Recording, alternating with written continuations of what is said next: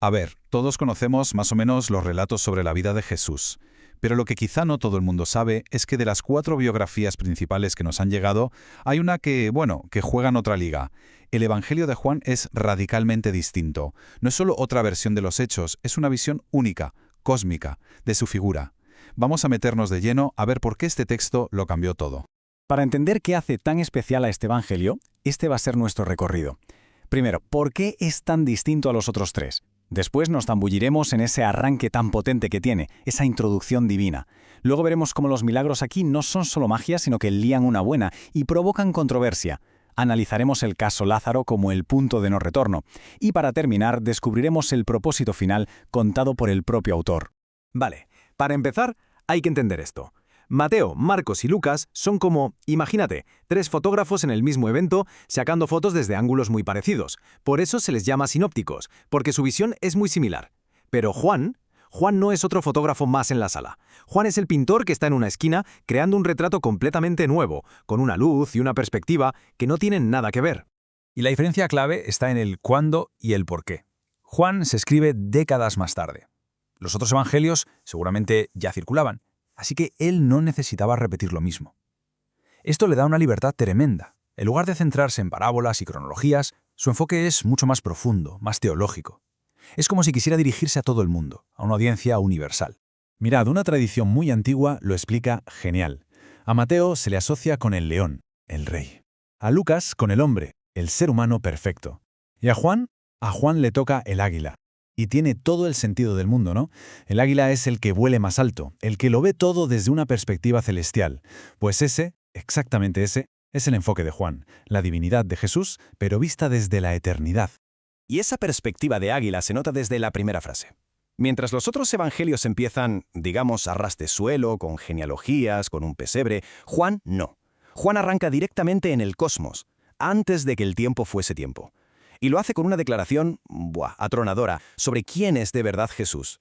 Esta frase es una bomba teológica, de verdad. Al llamar a Jesús el Verbo, que en griego es logos y significa la razón, la palabra, el principio que ordena el universo, Juan lo está colocando en el centro de todo. Ojo, no dice que empezó a existir, dice que ya era con Dios desde el principio. Y más fuerte aún, que era Dios, la propia fuerza creativa del universo. Y por si esa presentación no fuera suficiente, el primer capítulo es una auténtica avalancha de títulos. Y esto no es casual, Juan va apilando identidades a propósito. Empieza con las más terrenales, como Rabí o Jesús de Nazaret, y de repente te suelta las más divinas, como Hijo de Dios o Cordero de Dios. Es su forma de decirnos desde el minuto 1, atención, esta persona es a la vez completamente humana y completamente divina. Pasamos a los milagros. Y aquí, otra vez, Juan se desmarca. En este Evangelio, los milagros no son simples actos de compasión. Juan los llama señales, y esa palabra es clave. Son como carteles de neón que apuntan a algo más grande. Cada señal es una declaración de la identidad divina de Jesús. Y claro, cuando haces declaraciones tan audaces, provocas reacciones, y no siempre positivas. El patrón de cómo va subiendo la tensión es clarísimo. Empieza con una señal de poder sobre la naturaleza, convertir el agua en vino. Inmediatamente después da un golpe en la mesa y reclama autoridad sobre el templo, el corazón del poder religioso. Y la confrontación estalla del todo cuando se declara, en la práctica, por encima de la ley sagrada, curando en sábado. Cada paso es más audaz y más peligroso que el anterior. O sea, que esto iba mucho más allá de saltarse una norma. Al curar en sábado, Jesús estaba lanzando un mensaje muy claro. Mi autoridad para dar vida está por encima de vuestras tradiciones. Fue un desafío directo a su poder, un choque frontal. Y fue ahí cuando sus opositores pusieron en marcha el plan para silenciarlo. Y así, con esa tensión acumulándose, llegamos al evento que lo cambia todo. La señal definitiva, el punto de inflexión de todo el relato que fuerza la confrontación final. Hablamos, claro, de la resurrección de Lázaro.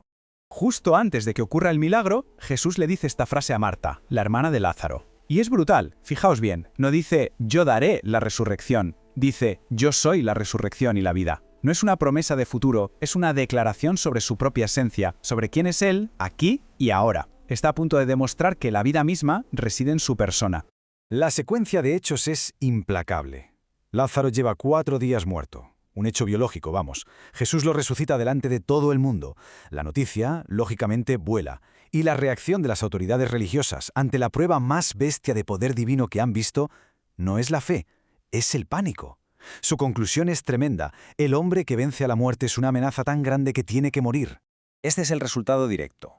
La resurrección de Lázaro, un milagro que, curiosamente, solo aparece en el Evangelio de Juan, se nos presenta como el detonante final. Fue el acto que transformó a Jesús de ser un problema a ser una amenaza existencial que, desde su punto de vista, debía ser eliminada sí o sí. Bueno, después de narrar toda esta escalada de conflicto que culmina en una sentencia de muerte, el autor hace una pausa. No nos deja preguntándonos por qué ha elegido contar estas historias y no otras. Casi al final del libro nos da la clave de todo. Su declaración de intenciones, negro sobre blanco.